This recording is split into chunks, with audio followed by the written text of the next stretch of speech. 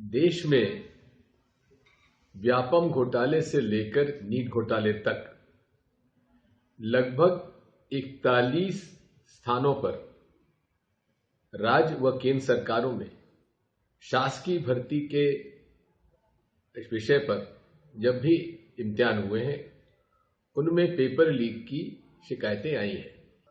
यदि हम वापस जाएं व्यापम प्रकरण में, तो सीबीआई को माननीय सुप्रीम कोर्ट ने केस सौंपा था, लेकिन स्वयं सीबीआई ने जिस प्रकार का इन्वेस्टिगेशन किया उसमें उन पर खुद पर भ्रष्टाचार के आरोप लग चुके। पूरी तरीके से सुनियोजित ढंग से इस देश में जितने भी या तो रिक्रूटमेंट के लिए या नीट जैसे इम्तिहान के लिए, जिस तरह से इंजीनियरिंग और मेडिकल कॉलेज में भर्ती के लिए होते हैं, क्लैट में होता है, ऐसे लगभग 41 प्रकरण सामने आए पिछले 5 सालों में। और इसमें दुख इस बात का है कि प्रधानमंत्री जी आज चुप है। लाखों अभिभावकों ने करोड़ों रुपए खर्च कर सैकड़ों करोड़ रुपए खर्च करके सब मिलाकर उन्होंने अपने बच्चों को कोचिंग दिलवाई। कोचिंग करने के बाद जिनको कि छात्रों को ज्यादा नंबर मिलने चाहिए थे, जो कि एम्स में भर्ती हो सकते थे, वे आज इस घोटाले की वजह से पीछे रह गए।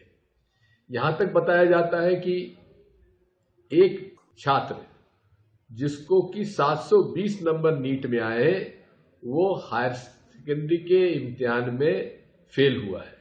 अब आप समझ सकते हैं कि जो व्यक्ति हायर सेकेंडरी का इम्तिहान पास नहीं कर पाया, आज वो एम्स में भर्ती होने के लायक नीट एग्जाम ने बना दिया है। मेरे कुछ प्रश्न हैं माननीय प्रधानमंत्री जी आपसे और धर्मेंद्र प्रधान जी आपसे। प्रदीप कुमार जोशी जी यूपीएससी के अध्यक्ष रहे, आज एनटीए के वे अध्यक्ष बनाए गए हैं। उसके पहले वे मध्य प्रदेश और छत्तीसगढ़ के पब्लिक सर्विस कमीशन के चेयरमैन रहे हैं। उन्हीं के अध्यक्षता के अंदर इतना बड़ा घोटाला हुआ है, लेकिन जांच के आदेश भी वही दे रहे हैं और वही जांच करेंगे। यदि जिसने जुर्म किया है उसी को जांच सौंप दी जाए, वही प्रोसिक्यूशन का एक अंग बन जाए, तो आप समझ सकते हैं ये घोटाले कैसे कम होंगे। ये सब घोटाला करने वाले लोगों का एक समूह है, पूरे देश में एक माफिया बन चुका है। जिस दिन नीट एग्जाम हो रहे थे, बिहार में मामला पकड़ा गया, पुलिस में रिपोर्ट दर्ज हुई, गुजरात में शिकायत दर्ज हुई है। लेकिन नीट के एनटीए जो कहते हैं कि इसमें कोई दिक्कत नहीं है, कोई अनियमितता नहीं हुई है, ग्रेस मार्क्स दे दिए गए, और कई लोग जो ग्रेस मार्क पास पाकर और 720 नंबर उन्होंने पा दिए। अनेक जो प्रश्न है मैंने अपने सोशल मीडिया पर डाले हुए हैं, उसका जवाब सरकार को देना चाहिए।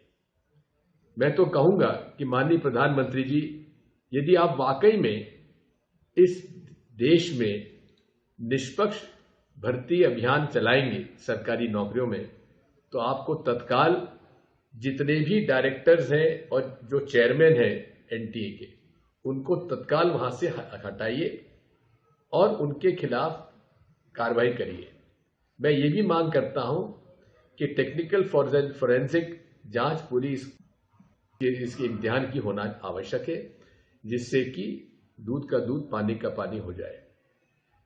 मैं आज इस अवसर पर माननीय प्रधानमंत्री जी आपसे ये भी अनुरोध करूंगा कि इस पूरे नीट इम्तिहान को आप कैंसिल करिए और फिर से इसका इम्तिहान करवाइए, क्योंकि जो लड़के 720 नंबर पा गए हैं वही आज पूरे के पूरे एम्स पे कब्जा कर लेंगे।